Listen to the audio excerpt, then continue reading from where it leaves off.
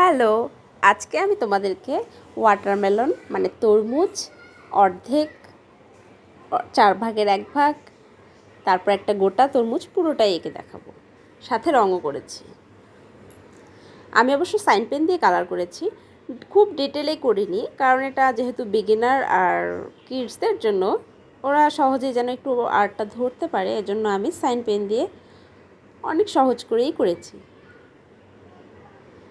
আমি এটা খুবই স্লোলি মানে যেভাবে ড্রয়িং করেছি সেভাবেই দেখিয়েছি, যেন ড্রয়িংটা দেখে করতে পারো।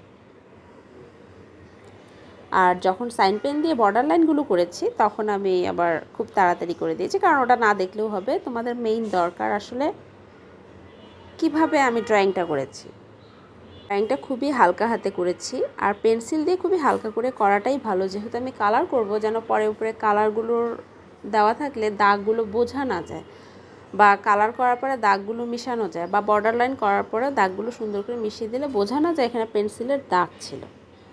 তো দেখে নাও আমি খুব হালকা হাতে যখন করেছি, তো সেভাবে এই যে এখন যখন আমি বর্ডার লাইন করে দিচ্ছি, এখন একটু ফাস্ট করে দিয়েছি। এই যে আমি যখন কালো দিয়ে বর্ডার করছি তখন এটা একটু খুব দ্রুত করে দিয়েছি, কারণ এটা খুব বেশি একটা প্রয়োজন না, এটা আউটলাইন করে দেওয়া। প্রথম ড্রয়িংটা প্রথমেই করে ফেলেছি।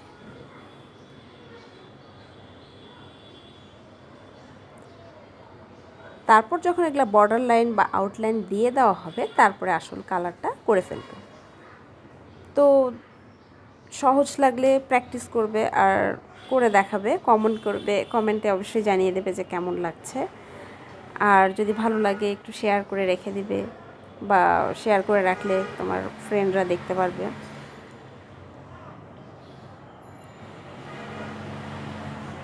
যখন কালো কালারের কাজ হয়ে গেল, তারপরে আসল কাজ আসবো। তরমুজের কালার কি হয়? লাল রঙের, এটা আমরা জানি।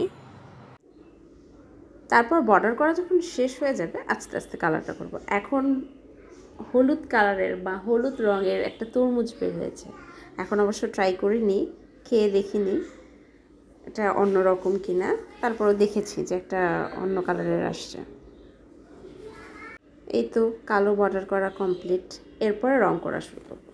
ও হ্যাঁ, যেগুলো পেন্সিলের দাগগুলো ছিল এগুলো মিশিয়ে দিয়েছি, পরিষ্কার লাগছে দেখতে। এরপর রং করতে শুরু করব।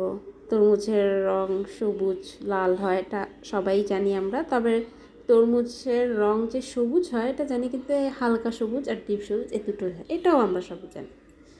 তো প্রথমে এর খোসাটা বা চোচাটা রং করে নিচ্ছি, তারপরে উপরে যে হালকা সবুজটা হয় ওটা একটু করে নিচ্ছি। ওটা করে নেওয়ার পরে এই তরমুজটা, হ্যাঁ একটা অর্ধেকের অর্ধেক, আর একটা ফুল তরমুজ আর কি, 3 রকমের তরমুজ আমি করে ফেলেছি। তারপরে যখন এটা হয়ে যাবে, আস্তে আস্তে রংটা করে ফেলবো।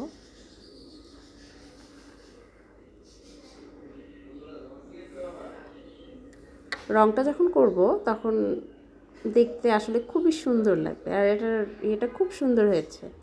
এরপরে সবুজ রং পুরোটা করে দিলাম। সবুজ যেখানে যেখানে সবুজ হবে সব সবুজগুলোই আগে আগে করে দেবো। তারপরে যেগুলো ফাঁকা আছে এগুলোতে একটু লাইট কালার মানে লাইট সবুজটা করব, এটাতে দেখতে সুন্দর লাগবে। আর এটাই তরমুজের কালার। তরমুজ আরও ডিটেইলে অনেকভাবে করা যায়, আমি বারবার বলছি যেহেতু আমি বিগিনার ও কিডসদের জন্য করছি, তাই এটা খুব নর্মালি করেছি, যেন সহজেই একবারে দেখলেই করতে পারবে। এই তো এবার আমি লাইট কালার সবুজটা দিয়ে দিচ্ছি, লাইট গ্রিন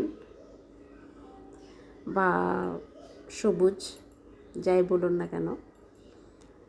এটা যখন হয়ে যাবে তারপরে তরমুজের লাল কালার। এদিকে একটা মজার জিনিস আছে,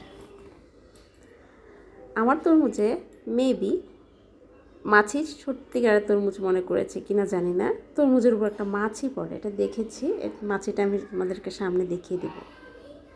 ও আর হ্যাঁ, আমি কালারগুলো একদম পুরোটা যেভাবে করেছি সেভাবেই দেখিয়েছি, কারণ কালারটা সুন্দর করে করাটাও জরুরি। এটা আমি কেটে দিইনি বা খুব দ্রুতও করিনি, যাতে তোমরা দেখে দেখে সুন্দর করে করতে পারো সেভাবেই করেছি, আর দেখতে যাতে ভালো লাগে সেভাবে করেছি। তো এই তো হয়ে গেল এক পিস তরমুজের রঙটা। এরপরে বাকিটা করব। বাকিটা যখন করব তখন দেখবে যে কেমন ও তখনই আসবে মাছিটা। এরপর যখন এটা করছি এখানেও করে দিলাম, লাল কালারটা পুরোটাই করে দিলাম। আমি কি একটু কথা বেশি বলছি, আর কথা যদি বেশি বলি তো সরি। এই যে লাল কালারটা যখন হচ্ছে তখন এটা তরমুজটা দেখতে অনেক কিউট লাগছে, আসলে আমার নিজেরই অনেক ভালো লেগেছে। এই তো পুরোটা লাল করে দিলাম। আর যদি ভালো লাগে অবশ্যই একটা লাইক, একটা কমেন্ট, একটা শেয়ার অবশ্যই করবেন, দেখে আমার ভালো লাগবে আর কি। এই যে তারপরে যেহেতু এটা আমি একটু এই যে মাছি চলে এসছে, এরপরে বুঝলো এটা ফেক, রিয়েল না, এরপরেও চলে গেছে। এরপরে তরমুজ মাটির ওপরে বা কিছুর উপরে রাখা আছে, একটু হালকা করে ছায়া দিয়ে দিয়েছি। তো আজকের মতো এ পর্যন্তই, টাটা, ভালো থাকবেন। আর ভিডিওটি যেন আপনার কাছে প্রতিটা ভিডিও তাড়াতাড়ি যায় এজন্য ফলো করে রাখবেন সবার প্রথমে।